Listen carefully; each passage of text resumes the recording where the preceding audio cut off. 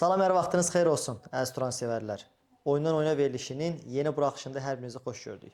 Hər zaman olduğu kimi həmkarım İlkin bəy ilə birlikdə yenə bundan öncəki oyun və növbəti oyun hazırlığı haqqında danışacağıq. Bilirsiniz ki, bundan öncəki turda rəqibimiz Azərbaycan çempionu və Avropadakı qürurumuz Qarabağ komandası idi.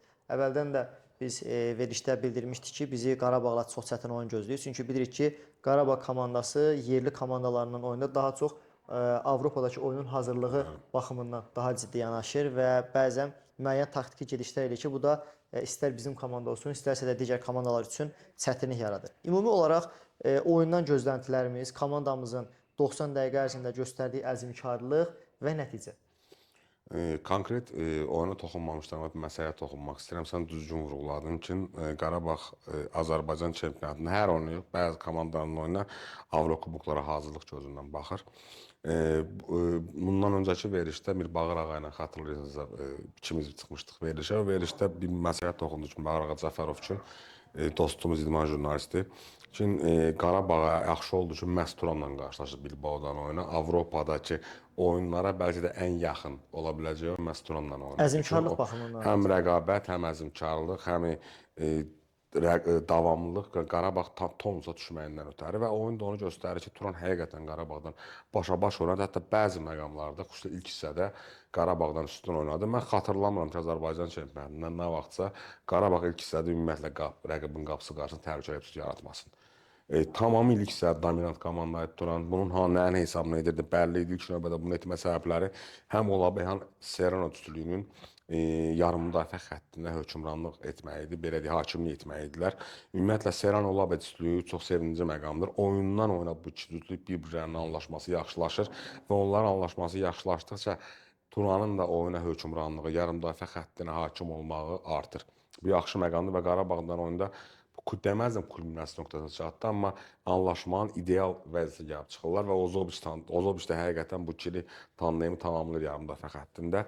Oyuna gəldikdə Turan çox aktiv başladı. Xatırlayırsınız, onun ilk dəqiqələrində. Az qala hesab açmışdı. Bəli, Jonun bir balaca toxunuşu, bir neçə santimetrlər çatmalı ki, top qapıya zərbə edilsin, top qapıdan keçirsin. Eyni zamanda direktdən zərbə də oldu.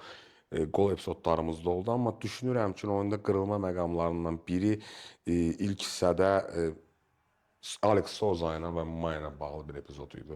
Həcəm bu epizod toxunaraq. Onunla ayrıca toxunacağam mən. Onu toxunaraq yəni gəzdə ki, bütövlükdə oyun haqqında danışıram. Çox vacib məqam idi, ona görə qeyd edirəm. Bütövlükdə komandamız ilk hissəni məndən ötəri həqiqətən gözlənilməz bu qədər baskılı, bu qədər aqressiv başlamağa Turan. Sanki Qarabağdan bunu gözləmirdi və böyük təzyiq altına düşdülər və 90 dəqiqə bu tempdə oynamaq çox çətindir. Xüsusilə Azərbaycan futbolunda. Ümumiyyətlə tempə gəldi, onun tempinə gəldikdə mən hər iki komandaya hesabı kənara qoyuram. Onu bitəndən sonra bu məqamı fikirləşdim ki, hesabdan asılı olaraq hər iki komandaya təşəkkür düşür. Çox zövq aldım oyuna. Və Azərbaycan çempionatında hər tur azı bir iki belə oyun olsa, çempionatımız qısa müddət tamam başqa bir səviyyədə olacaqdı.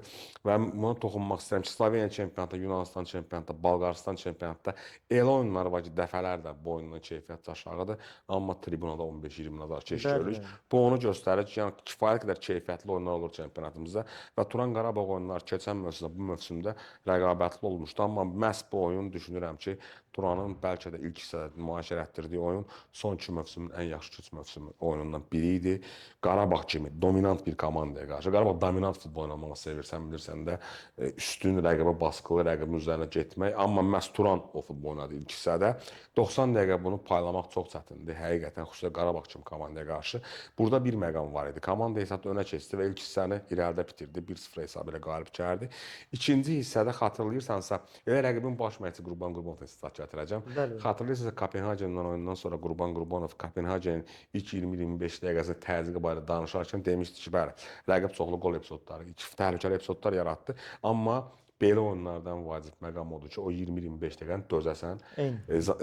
Əvəz etməli təəssüfsən, yavaş-yavaş o dözdünsə qalib gələcəksən. Təəssüf ki, komanda o 20-25 dəqiqədə komandanın 2 top buraxdı. O dözə bilmədən, amma sonradan artıq yenidən əvəz etmələrdən sonra komanda üstünlüyünü yenidən əldə elədi. Qol epizodlarımız da oldu, xatırlayırsansa. Ayrıca Hakmanın qol epizodunu götürə bilərik. Biz yaralana bilmədik və burada oyunda digər məqamlardan bir də məhz buydu. Bu tip oyunlarda bərabər səviyyəli rəqiblər deyək də. Düzdür, Qarabağ Avropa Təbii, kupalarda təbii ki. böyük uğur qazanır. Amma Azərbaycan çempionatını götürsək, Qarabağın 2-3 rəqibi varsa, biri Turanın, ona görə bərabər səviyyəli. Yəni Qarabağ rəqib olmaq istəyən klublardan biridir. Bu tip oyunlarda xırda epizodlar oyunun taleyini həll edir. Və o xırda epizodlardan bir müqayisə aparım. Zubir və Hakman epizodu. Zubir yaxın məsafədən zərbəsindən top qapıya getdi. Hakmanın zərbəsi qapıdan getmədi. Bunun əksi olsaydı Turan udardı. Yəni nə demək istəyirəm, bu tip oyunlarda məhz bu tip xırda epizodlar, bəxt amili çox vacib rol oynayır. Amma bütövlükdə düşünürəm ki, azarkeşlərimiz də mənimlə razılaşarlar. Komandamızın oyun planında turdan tura inkişaf göz qabağındadır. Bəli, bəli. Və hətta Daha kompakt futbol oynayırdın. bəli, tam kompakt, həm hücuma yaxşı çıxırıq, yarım dəfə top yaxşı idarə edirik. Lazım olan topumuzu saxlaya bilirik. Hücuma həm qısa paslarla çıxa bilirik, lazım hücum paslarla çıxa bilirik. Futbolçular bir-birinin anlaşması get-gedə artır. Biz Jorge Silva'nın hər oyundan onun inkişafını görürsən və keçən oyun bəlkə də yaxşı futbolçu idi. Bəli, və son oyunu mən də elə düşünürəm ki, Jorge Silva hətta o Quaresma sayığı Bəli, ötürməsə də ötürməsi. Yəni bəzəyi odur Turun. Ümumiyyətlə oyunu da çox həm hücuma çatdırırdı, həm müdafiəyə çatdırırdı. Və xatırlayırsanızsa öncəki mövsümdə biz ikimiz danışarkən vurguladığımız bir məqam var idi ki, Turanda ən vacib faktor cinahlardır və bu cinahlara keyfiyyətli oyunçular gəldikcə komandanın onun keyfiyyəti artacaq. Çünki məhz cinahlar həm hücumda çoxalmanı, həm yarımda çoxalmanı, həm topdan hücuma çıxarkən çoxalmanı təmin edirlər. Eyni zamanda müdafiə güvənlik verirlər. Düşünürəm ki, bu hazırda Turanın hər iki cinahı məhz o dediyimiz səviyyədədir.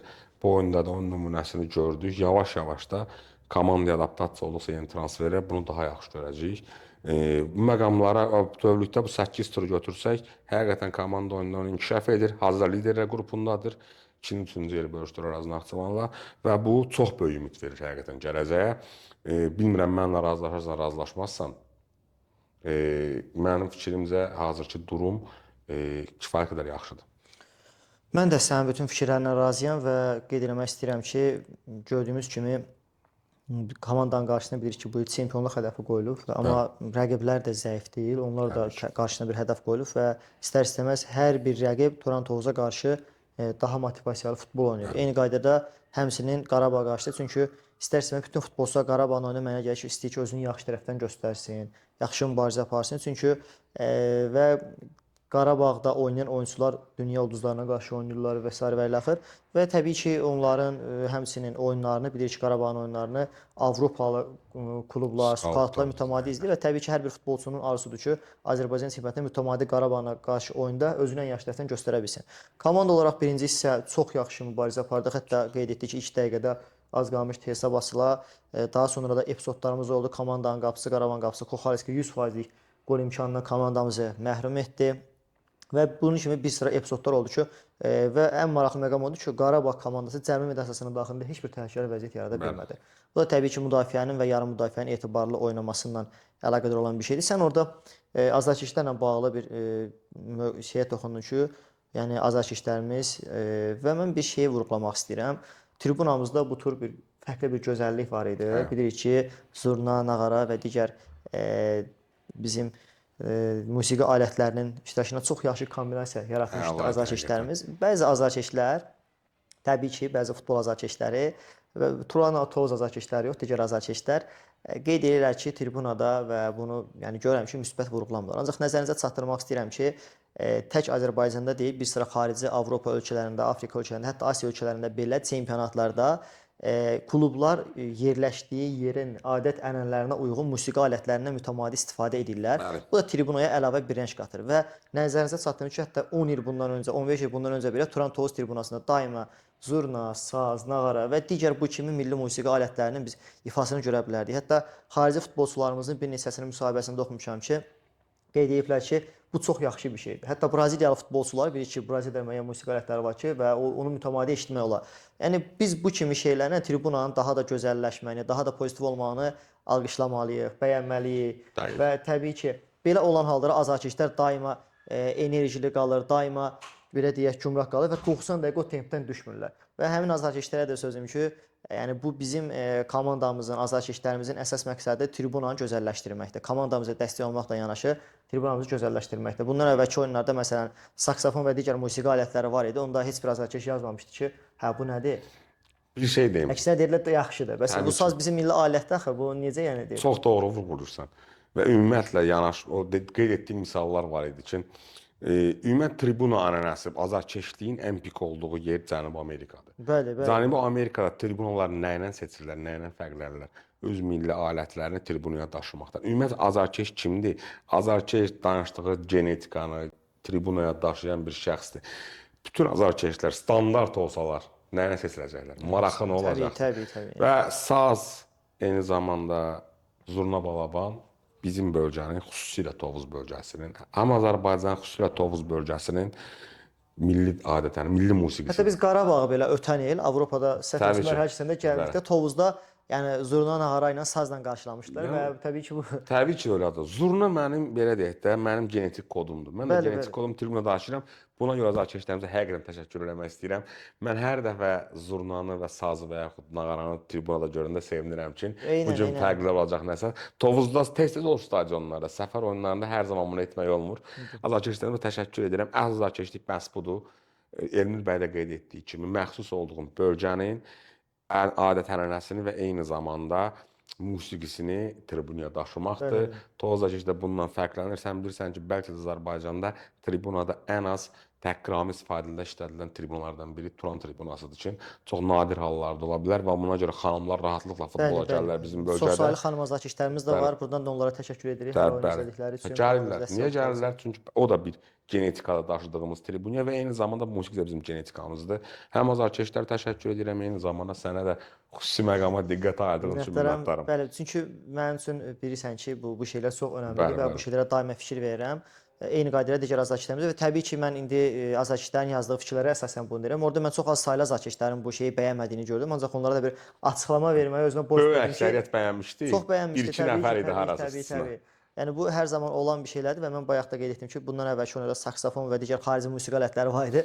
Hər şey olmuş ki, əladır, mükəmməldir, nə qəşəng Turan Tovuz tribunası, amma indi bizim öz milli alətlərimizi biz bunu qorumalıyıq, daşımalıyıq və gələcək nəsillərə daha çox hörmət etməliyik bu alətlərə. Yenidən qayıdaq oyuna və biz oyunda qırılma nöqtəsi bayaq qeyd etdik. Qarabağın oyunda 1-2 iki fərqli hissə izlədik. Biz İlkin bəy də qeyd etdi. Birincisi isə Turanın üstünlüyü, ikincisi isə Qarabağın üstünlüyü və ikincisi isə başlayan kimi Qurban. Mən hətta birinci hissənin sonunda 2 dəfə Qurban müəllimi ilə bir əsəbi görürdüm. Bilirik ki, nə qədər yaxşı münasibətləri olsa da, ancaq təbii ki, mübarizə görmək yəqin ki, Qurban müəllimin müəyyən qədər oyunun verdiyi emosiyalardır. Bəli, müəyyən qədər oyunlarına daxil deyil və əvəz etmələr təbii ki, Qarabağın sürətli baskısı, sürətli hücumları öz nəticəsini verdi. Oyunda Alex Souza qırılma nöqtəsi biz qeyd etdik. Alex Souza'nın birinci hissədəki o epizodu MMA ilə yəni qırmızı vərəqə var idi mi deyə düşünürəm. Mən belə deyim də, hakim deyiləm, amma futbola baxırıq da daima. Mən həyatımda ilk dəfə gördüm ki, elə bir episod sarı kartla dəyərləndirir. Yəni qırmızı kart havada nə zaman verilir? Son ümid fonunda verilir, nə vaxt? Hücumda olan komandanın futbolçusu təbəyə çıxmaq ehtimalı var. Rəqib müdafiəsindən irəlidədir. Alex Souza irəlidədir. Bəli. Birbaşa qapısının özbəyiz gedir. Bəli. Və Alex Souza birbaşa qapısının özbəyiz gedirdi. Bu epizodlarda cərimə meydançası daxilində deyilsə, cərimə meydançası daxilindəsə yeni qaydalara görə sarı kart və penalti verilir. Penalti verildiyinə görə qırmızı kart verilmir. Amma cərimə meydançası xaricindədirsə sonra mütləq artıq qırmızı kart verilməlidir. Belə məqamlarda təbii ki, qırmızı kart. Yəni başqa mən sarı kart olduğunu görməmişəm. Nə Maya çatırdı Alex Souza, nə Medina çatırdı. Hər ikisinin qabağında. Bəli. Demək olar ki, düz mərkəz xəttindədir. Yəni qapısı üzbəyiz mövqedə idi və təpədə çıxırdı. Üstəlik Alex Souza'nın ustalığını da nəzərə alsaq bilirik ki, Alex Souza qapıya zərbələr, bəli, ustalıqla vurur. Ayətində qol olur belə epizodlar. Rəqibi açıq-aşkar qırmızı kartdan məhrum etməkdir və çox təəssüf edirəm ki, söhbət hesaba görə getmir. Söhbət Turanın rəqibinə verilməyən qırmızı kartdan getmir. Bu cür oyunu belə epizodlar korlanmamalıydı. Yəni bir təəssüf hissi qalmamalıydı bu cür oyunlardan sonra. Məğlub olsun da qalib gəlsən belə bu cür oyunu aldığın zövqü, o təəssürat korlanmalıdır. Təəssüf ki, o məqam oldu. Düz nəzərə alırıq, hakimlər də insanlardır. Mən səhv də ola bilər, düzgün qərarlar da ola bilər, yanlış qərarlar da ola bilər. Amma bu qərarlar təəssüf ki, sonda turnir cədvəlinə təsir göstərir. Necə ki, keçən mövsüm biz demək olar ki, bir neçə oyunda bununla rastlaşdıq və nəticədə Avrokuboklara gedə bilmədik. Yəni bax, sonda biri var, bir oyunda konkret bir nəticəyə təsir göstərər. Bir də var bu qərarlar bütün mövsüm boyu bilər nəticələrə təsir göstərə bilər. Ən azı bu mövsüm 8 oyun keçirilib.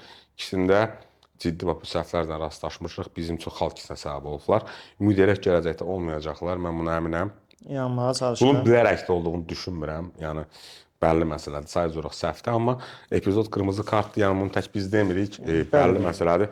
Həmin o tür epizodlar Avropada olurlar. Mən tamamilə əminliklə bildirirəm ki, o epizod Avrokuboklarda qarşı olsa, bizim Qarabağ elə bir epizodda rəqib Qarabağı yaxalasa qırmızı kartdır. Hamı bunun üçün dəfələrlə rastımıza gəlir ki, Qarabağ hələ bir dəfə qırmızı kart da aldı buna görə. Bəli, bəli, bəli. O tip epizodlar qırmızı kartla dəyərləndirir.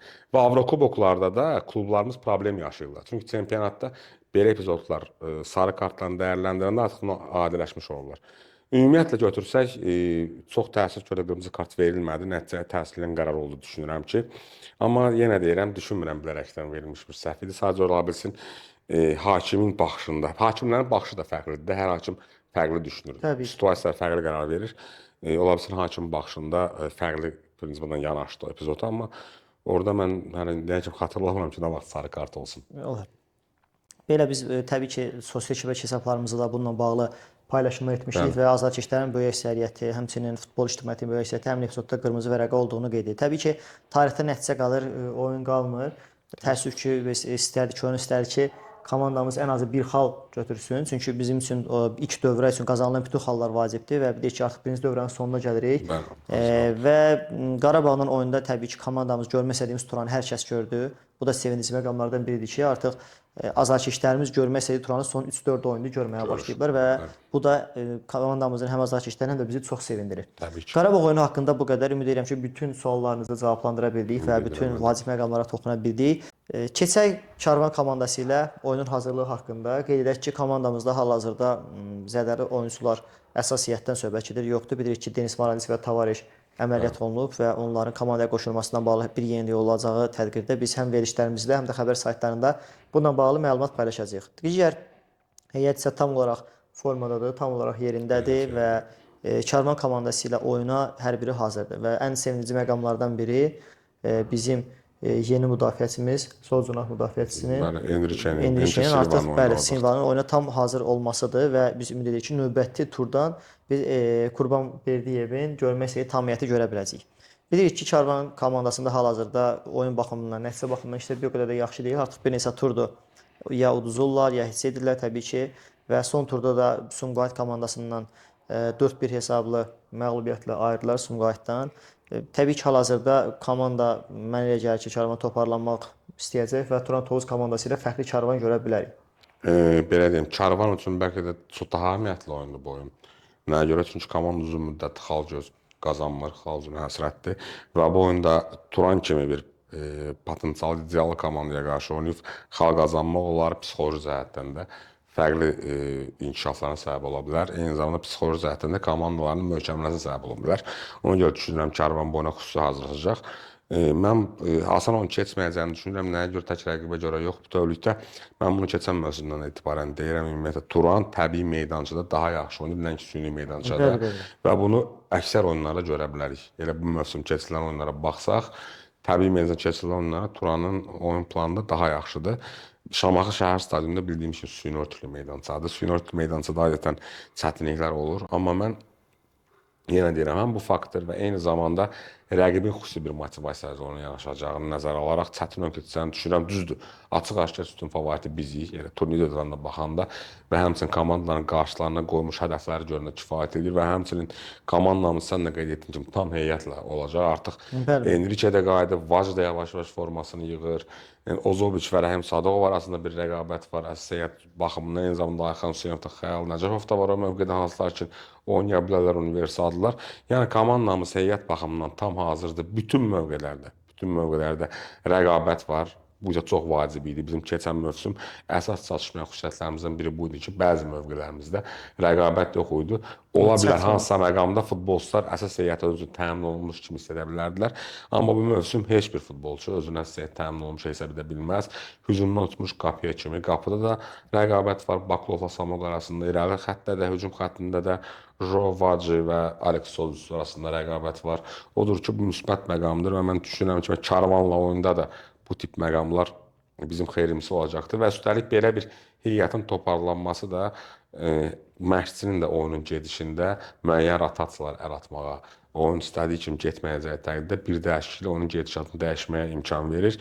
Sevindirici məqamdır qeyd etdiyim kimi, Karvanla oyununda da ki, düşünürəm komanda həm heyətin, həm oyun planındakı üstünlüyündən yararlanmağa çalışacaq. Şamaxı şəhər stadionundadır.